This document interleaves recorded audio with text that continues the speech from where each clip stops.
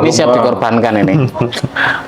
Kalau di Indonesia nyembelih unta boleh apa enggak? Oh iya, karena kambing itu dalam tradisi Semit ya, agama Semitik langit itu.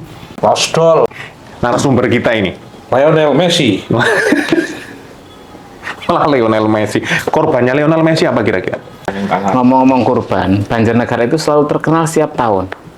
Terkenal, terutama di dukuh Batur. kerajaan Batur Banjarnegara. Korbannya Banyak. Sangat banyak. Tahun kemarin itu daging 25 ton. 25 ton. 74 sapi atau berapa itu? Daging Luar semua biasa. tuh? Daging semua.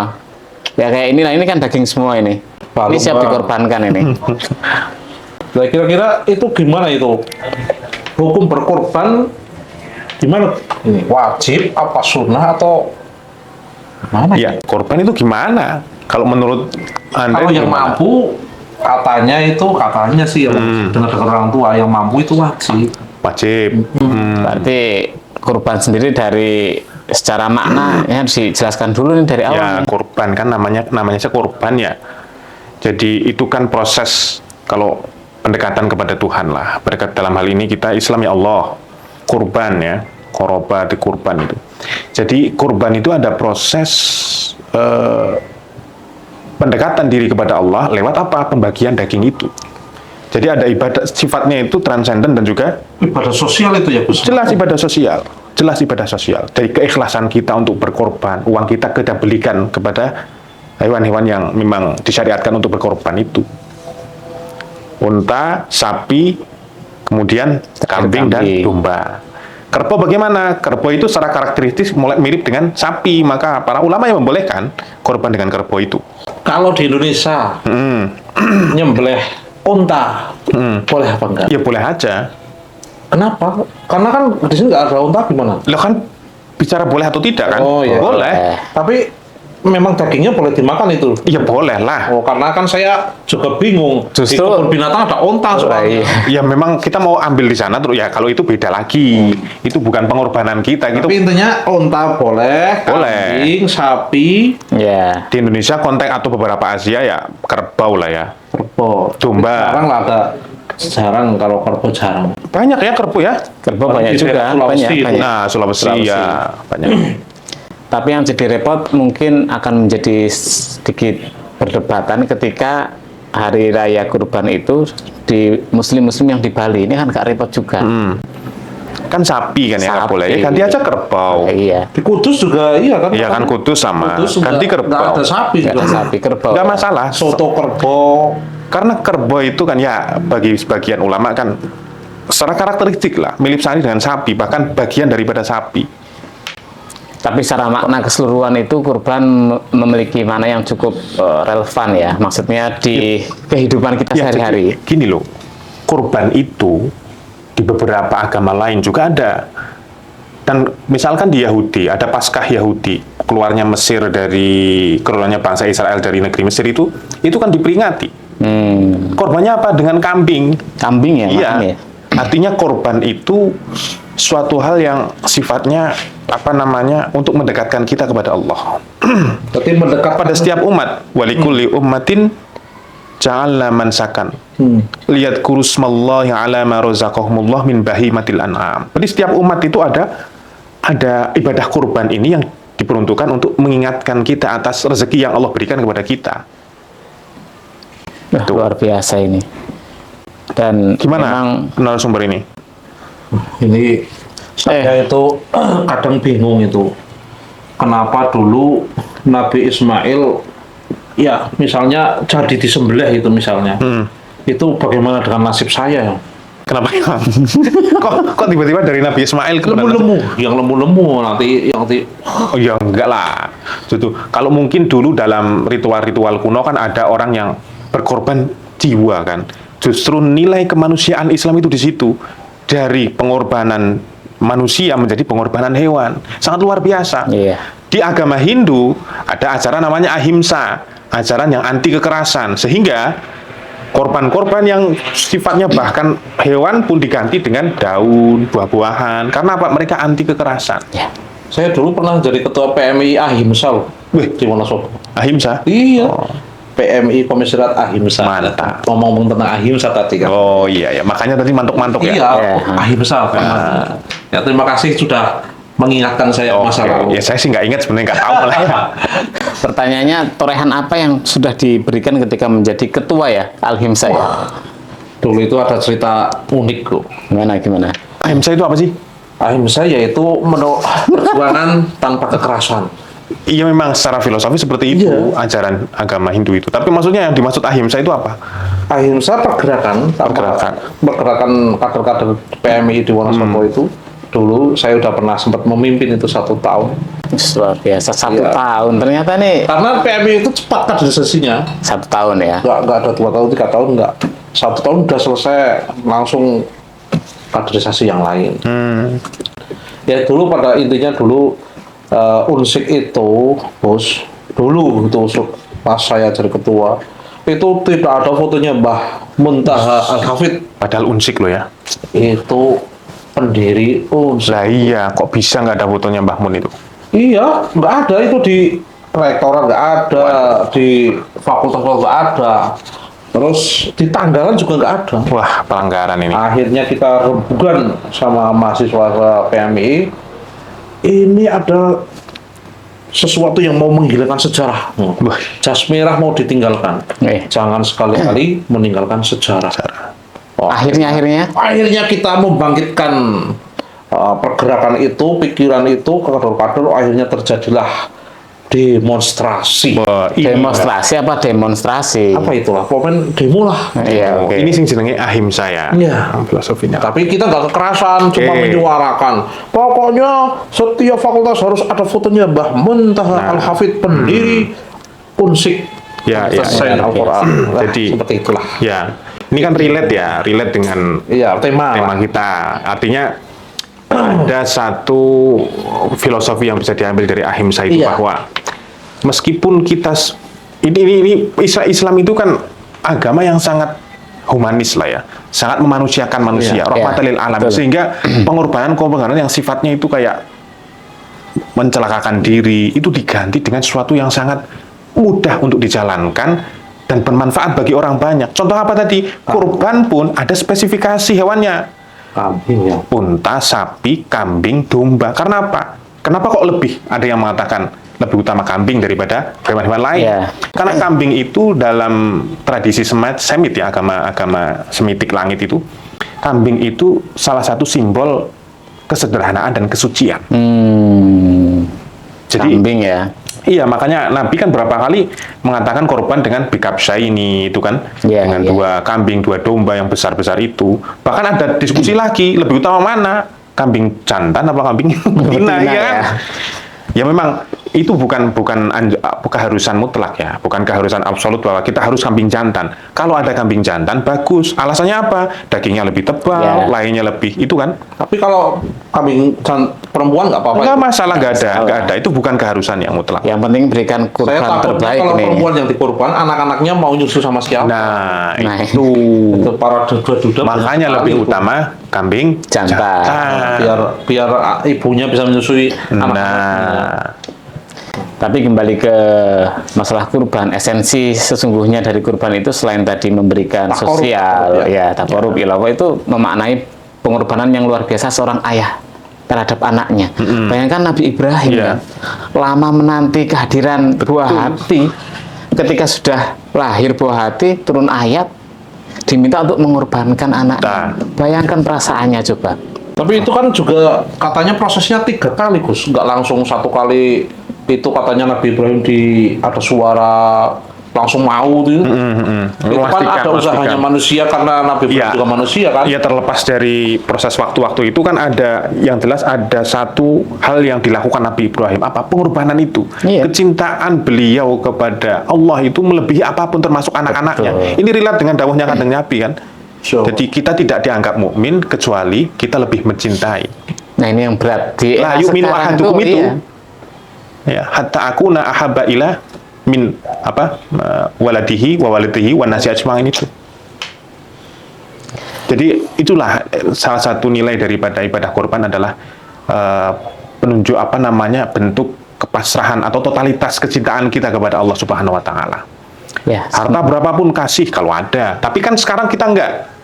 mikir-mikir rata-rata punya uang Karena berapa iya kan, mau korban juga di tengah mikir-mikir. ekonomi Ya seperti tidak ini. semuanya ya.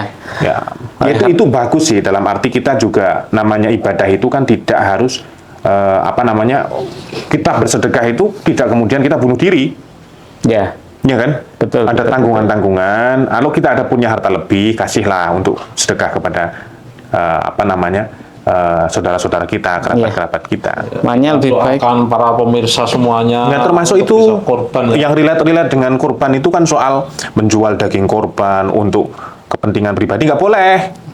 Tapi kalau semisal ini kita sudah bukti korban, kambing korban ke warga, ada warga yang datang ke saya, Pak, saya ini kan kambing saya dagingnya, saya jual ke sampean ditukar dengan beras, itu boleh nggak?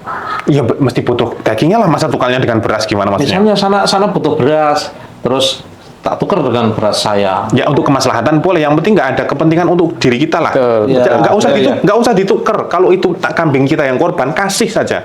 Iya, maksudnya. Kecuali kita dapat kambing itu, misalnya kita dapat pembagian korbannya, bukan kita yang korban loh ya. Kalau kita yang korban, orang minta nggak usah tukar, kasih. Lost Losdol. Ya, doll. lost doll itu, Pak. Bahkan ya, karena aja panitia korban itu, panitia korban rata-rata memikirkan ongkos, ya apa enggak? Betul. Kalau mau saudara. ambil ongkos, kalau mau disedekahkan dagingnya silahkan. Tapi kalau mintanya uang ambil dari kas lain yang tidak termasuk penjualan daging korban itu. Karena ketika Anda dodol, misal ya, lulang, Ya. kulit dan lain sebagainya dijual. Itu untuk kepentingan masjid dan kemaslahatan umum boleh. Tapi kalau untuk panitia, harusnya dia juga mindsetnya itu saya ikhlas karena ini bagian daripada ibadah. Maka ketika panitia diberi daging lebih ya boleh saja, tapi sedekah bukan ongkos ya, bukan ujroh ya. Ujroh lil mudbih, tapi sebagai Iya. Ngomong-ngomong tentang korban ini, Iya. kemarin saya lagi duduk-duduk sama orang-orang di desa saya. Gimana? Di Sokawera, Telagawera sana. Pak, jane sih nyong ki kan duwe anak lebih lahiran wingi. Nyong ya pengen akikoh, ya pengen korban, tapi ki nyong nek tak gabungake priwe akikoh karo korban bae men sekalian. Soale iki ngepasi karo Idul Adha. Ya enggak, korban ya Boleh, korban, Pak. akekah ya akekah. Sendiri-sendiri lah. Karena sendiri. mereka pemahamannya puasa Senin Kamis digabung karo puasa ini apa Idul Adha misalnya. Ya enggak. Itu kan juga boleh katanya kalau diniatkan. Niatnya salah satu, nggak ada niat dua. Niatnya salah satu. Misalnya saya mau puasa Senin Kamis, Heeh. tapi pas besok tanggal 8. Heeh. Itu kan Sekarang gini, gabungan aja. mudahnya gini aja lah. Momen puasa Zulhijjah ini kan setahun hanya beberapa kali. Senin Kamis kan setiap minggu bisa. Niatkan saja kita yang jarang itu, karena kita niatkan puasa, kebetulan di hari Senin ya sudah kita insya Allah dapat 2 pahala. Tapi niatnya tetap Tapi satu. niatnya tuh harus satu. Ya satu lah, masa ibadah, saya niat ibadah sholat subuh dan duhur, nggak bisa dong. Bisa. Saya niat sholat duhur dan asar. Ya, Kecuali nggak bisa. jamaah. Ya, Jamaah. jamaah beda pun lagi. kan tetap beda kan. Zuhur dan asar ada masing-masing Iya, kan. masing-masing. Majmu'an bil Lagi. zuhri, majmu'an bil asri, beda. Nggak digabung ya. Ya, Iyalah, repot. kalau ada Nah, itu yang tadi saya nyambung orang tua itu punya anak itu sebaiknya korban dulu atau akikoh dulu, karena akikoh juga penting kalau Ya penting, sama korban penting juga, memang. nanti Sebenarnya uangnya juga kalau akikah itu ya memang ya nggak ada kewajiban di situ. Artinya begini, ketika seseorang baik laki-laki ataupun perempuan belum diakikoi dalam satu call misalkan dia sudah balik, ya sudah nggak punya pahala akikoh. Ketika dia sudah dewasa, pahala akikah ketika dia masih kecil. Belum balik lah. Belum ya. balik. Nah, kalaupun dia mau akikah dulu, momennya kok pas di hari Idul Adha, ya Idul Adha, jangan niat akikah. Mas, akikah kan bisa kapan saja. Betul. Ya, kadang masyarakat itu kan pengen Ya, makanya enggak, jangan, butuh nggak bisa dong. memberikan pemahaman itu tugasnya Pak iya, Suli. Pak Suli sini sebagai narasumber. Terima kasih sudah ada pemberitahuan seperti ini. Jadi nanti saya mau bilang ya saya jiwai salah si jenis Salah ini satu. momen itu toh. Iya Idul Adha. Lah. Ya nggak apa-apa. Tapi kok anaknya nyong kepriwe? Nggak usah nggak wajib kok. Pertanyaannya anaknya sudah berapa tahun? Berapa bulan itu? Baru lahir. Oh, baru lahir. Baru lahir hari Senin kemarin. Berarti kan 7 harinya biasa kalau di desa itu kan mau ada apa itu namanya? Puputan kan pas juga Idul Adha gitu loh. Ya tinggal kalau misalkan mau akikahan, ya silahkan akikahan nggak apa-apa juga. Tapi jangan diniati hewan kurban. Kan beda. Oh, iya. Kalau kurban itu malah disunahkan itu mentah. Kalau akikah sudah mateng, tinggal gitu. makan, Pak Sulis. Nah, di era sekarang kita sudah jarang sekali mungkin melihat orang tua yang saking cintanya Kepada anak. kepada Allah Ta'ala. Oh, iya. Akhirnya loh, kita lihat ya sekarang ya, era sekarang itu orang tua itu sangat dominan, bahkan mungkin memberikan edukasi itu lebih menyerahkan kepada urusan gadget lah, katakanlah ini tren sekarang. Nah, ini bagaimana kita juga harus memberikan edukasi kepada anak-anak kita, menceritakan kisah-kisah Nabi terutama Nabi Ibrahim yang luar biasa perjuangannya, ikhlasnya, sehingga bisa menjadi contoh bagi kita semua dalam lebih taat lagi kepada Allah Ta'ala. Iya, betul itu. Cintanya kepada Allah melebihi segalanya. Segalanya. Ini yang harus kita pahami. Wah, saya belum bisa seperti itu. Ya sama lah, saya juga belum bisa. Kita belajar bersama. Anak-anak malah taunya Nabi Ibrahim yang tidak mempan dibakar api. Ya, Terkenalnya itu. ya memang itu betul, Iya, betul, ya kan.